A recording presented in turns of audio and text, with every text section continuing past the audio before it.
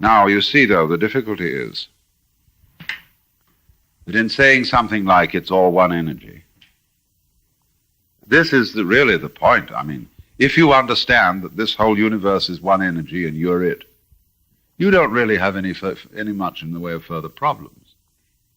I mean, you have a few practical problems, like how to make a good table or a beautiful dress or whatever it is that you're after. But you don't have any more metaphysical problems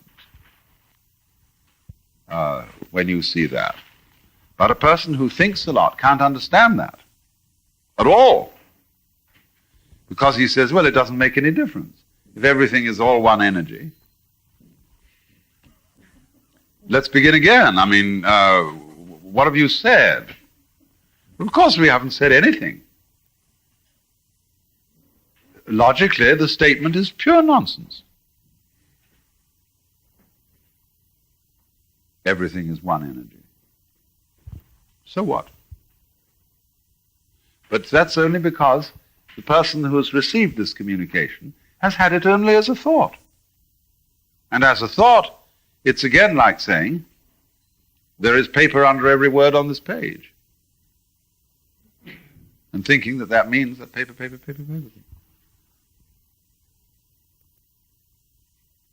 But when this is something that emerges from not thinking, and when you see that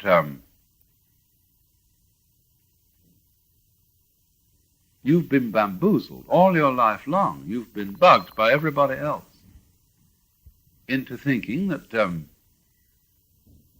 you're some kind of a freak that came into this world, and you don't really belong here because probably your parents didn't really want you, and certainly your brothers, older brothers and sisters didn't want you around. You were eating up more. And in school they tell you, you've got to learn that you're not the only pebble on the beach, and that therefore the best way of teaching you that is that you're really rather insufferable around here, and you're on probation until you are acceptable. Well, babies then grow up, you see, with this treatment, feeling strangers, feeling that the earth is something alien. And so we all have this feeling of being alone, of being impotent little puppets of a huge system going on. And so we are progressively fooled out of, really with our own cooperation, fooled out of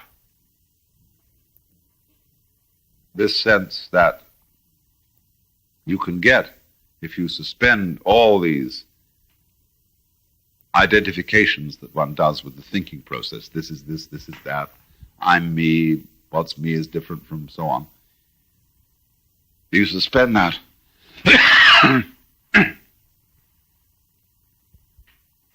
You see not simply that all those problems and all those definitions of who you are were unreal.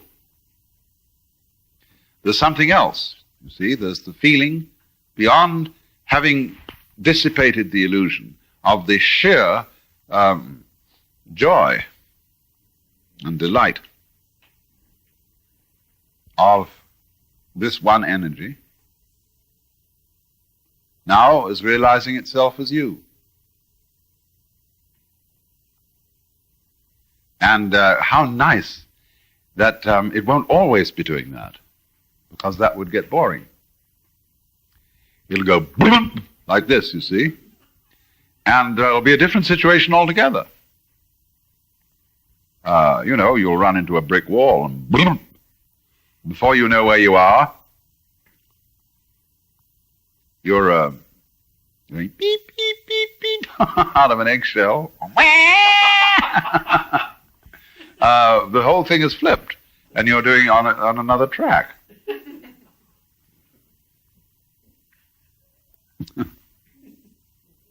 But there's only one you see. It's all the one energy.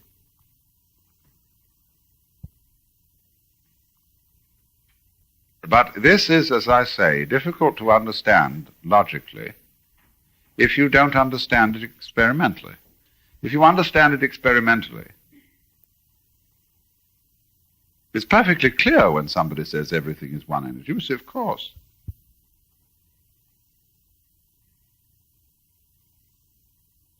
But the person who's stuck with the concepts and has nothing more than the concept simply can't make any sense of it at all. And he says, well, you're suffering from a hallucination. And we'll proceed to prove, according to his ideas, that what you've achieved in that has made no difference to you or to anything else. And of course he can prove it, because his proof is set up to give just that result. Well then, I got into that at some length, the question of no thinking, because of trying to point out how one must avoid trying to understand space in such a way as to make it a thing, like a box, you see, which contains all the objects in it. But a no thing, like space, is at the same time in cahoots with things. There are two aspects, two poles, two terms of the same one energy.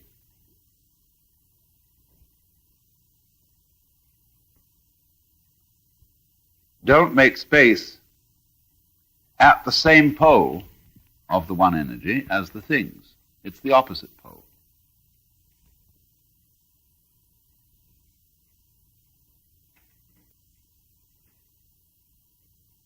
It is then because of our treatment of space as nothing, you see, that we are afraid of death. We are afraid of that pole of experience, which is unconsciousness, that corresponds to space surrounding the world. And because we think that reality, that our life, that our identity is entirely in the domain of consciousness and thingness and thinkableness, the other pole seems completely threatening. Whereas, of course, it is that on which it all depends, because the two poles depend on each other. They energize each other. So when you are scared of the non-being side of things, you are, as it were, frightened of your own mother. Now, of course, you may have reason to be, because there are such things as devouring mothers.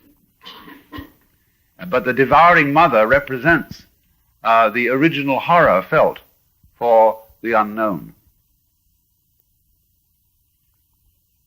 And in practice, in human relationships, the devouring type of mother is precisely the person who cannot come to terms with her own unknown.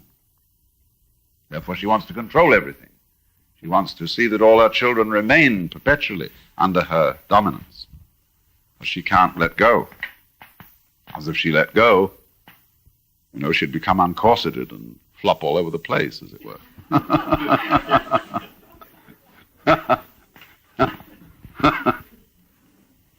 So,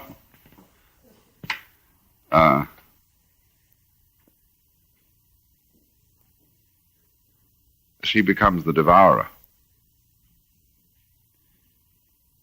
But you always conquer the devourer by dropping into it.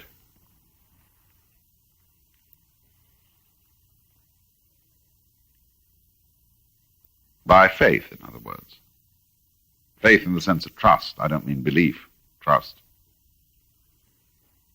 Drop into space, and you float. See, this begins to be understood by rocket people as they get out there.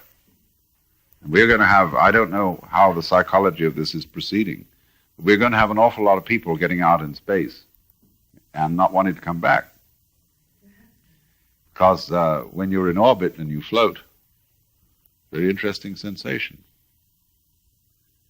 And they have to follow very strict rules that Same way where you do with skin diving. When you get to a certain level of pressure, you start floating, and you feel no body weight. And you have to absolutely keep your will going. When the watch says a certain thing, up you go. Orders is orders, you see. Otherwise you drown in great delight and bliss. So